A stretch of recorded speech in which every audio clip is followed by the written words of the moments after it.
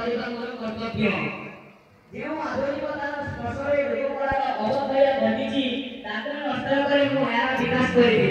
ଏତିକି କହି ମୋର ବକ୍ତବ୍ୟ ଶେଷ କରୁଛି।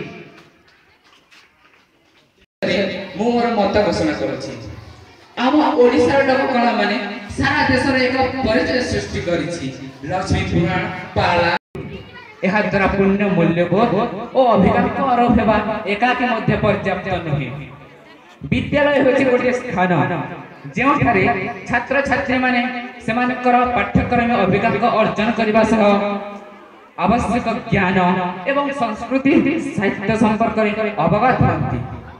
ଆମ ଓଡ଼ିଶାର ଲୋକକଳା ଏକ ପ୍ରାଚୀନ ଏବଂ ମୂଲ୍ୟବାନ ସଂସ୍କୃତିର ଅଂଶ, ଯାହା ଆଧୁନିକତା ଓ ଭିନ୍ନ ମନୋଭାବ କାରଣରୁ ନଷ୍ଟ ହେବାକୁ ଯାଉଛି। ଏହି ପରିସ୍ଥିତିରେ ବିଦ୍ୟାଳୟରେ ଲୋକକଳା ଶିକ୍ଷା ଦିଆଯାଇଥିବା ଗୋଟିଏ ଗୁରୁତ୍ୱପୂର୍ଣ୍ଣ ପଦକ୍ଷେପ ନୁହେଁ। କେବଳ ବିଦ୍ୟାଳୟରେ ଲୋକକଳାକୁ ପଢ଼ାଇ ଏହାକୁ ବଞ୍ଚାଇ ରଖାଯାଇପାରିବ ନାହିଁ। ହଁ, ଆମେ ଛାତ୍ରଛାତ୍ରୀମାନେ ବିଦ୍ୟାଳୟରେ ଶିକ୍ଷକଙ୍କଠାରୁ ଲୋକକଳା ସମ୍ପର୍କରେ କିଛି ଜ୍ଞାନ ଅର୍ଜନ କରିପାରୁ, କିନ୍ତୁ ଏହାର ବାସ୍ତବିକ ରୂପାୟନ ସମାଜ କ୍ଷେତ୍ରରେ ପରିଲକ୍ଷିତ ହୋଇଥାଏ। ଯେପରିକି ଲୋକକଳା ଗାଁ ଓ ପରିବାରର ଏକ ଅଂଶ ରୂପେ ପ୍ରଚଳିତ, ଏହାକୁ ବଞ୍ଚାଇ ରଖିବାକୁ ପରିବାର ଓ ସମାଜର ସାହାଯ୍ୟ ଆବଶ୍ୟକ। ବିଦ୍ୟାଳୟରେ ଏହା ପଢ଼ିଲେ ମଧ୍ୟ ଛାତ୍ରଛାତ୍ରୀମାନେ ଆଧୁନିକତା ପ୍ରଯୁକ୍ତି ଓ ପଶ୍ଚିମୀ ସଂସ୍କୃତିର ପ୍ରଭାବରେ ଦିନକୁ ଦିନ ଆଗ୍ରହ ହରାଇ ପାରନ୍ତି।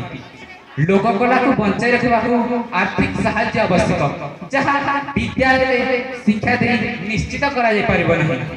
ପ୍ରଥମେ ବିଦ୍ୟାଳୟରେ ଲୋକକଳା ପଢ଼ିଲେ ମଧ୍ୟ ସେଥିପାଇଁ ପ୍ରାୟୋଗିକ ଅଭିଜ୍ଞତା ଓ ନିଜର ଆବେଗ ସହିତ ଏହାକୁ ଅନୁଭବ କରିବାର ଅଭାବ ରହେ। ବିଦ୍ୟାଳୟରେ ପଢ଼ାଶୁଣା ସୀମିତ ରହିଯାଏ ଓ ପ୍ରାୟୋଗିକତାରେ ପାଠ୍ୟକ୍ରମ ଅଭିଜ୍ଞାନ ହୋଇଯାଏ। ବିଦ୍ୟାଳୟରେ ଲୋକକଳା ସମ୍ପର୍କରେ କିଛି ଜ୍ଞାନ ମିଳିବ, କିନ୍ତୁ ଏହି ଜ୍ଞାନକୁ ବଢ଼ାଇବା ଏବଂ ସେଥିପାଇଁ ପରିବାର ଓ ସମାଜର ଏକ ଭୂମିକା ଅତ୍ୟାବଶ୍ୟକ ପ୍ରାପ୍ତି ଅନୁଭବ ଦେଇପାରେ। ତେଣୁ କେବଳ ବିଦ୍ୟାଳୟ ଶିକ୍ଷା ଦ୍ୱାରା ଓଡ଼ିଶାର ଲୋକକଳାକୁ ବଞ୍ଚାଇ ରଖାଯାଇପାରିବ ନାହିଁ, ବରଂ ସେଥିପାଇଁ ପରିବାର, ସମାଜ ଓ ସାମାଜିକ ସଂଗଠନରେ ସାମୂହିକ ଆବଶ୍ୟକ। ମୁଁ ଏତିକି କହି ମୁଁ ମୋ ବିତର୍କକୁ ଏଠି ବିରାମ ଦେଉଛି। ଯଦି କିଛି ତ୍ରୁଟି ଥାଏ କ୍ଷମା କରିବେ। ଜୟ ଓଡ଼ିଶା, ଜୟ ଓଡ଼ିଶାର ଲୋକକଳା।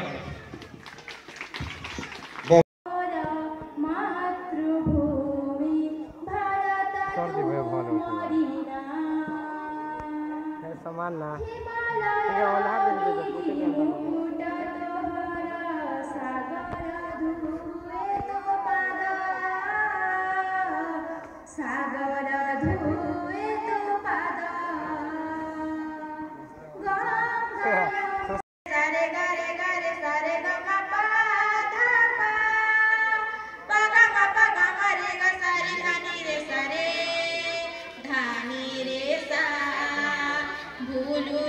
ବଢୁଛି ଫୁଲ ଫଳ ଖାଇ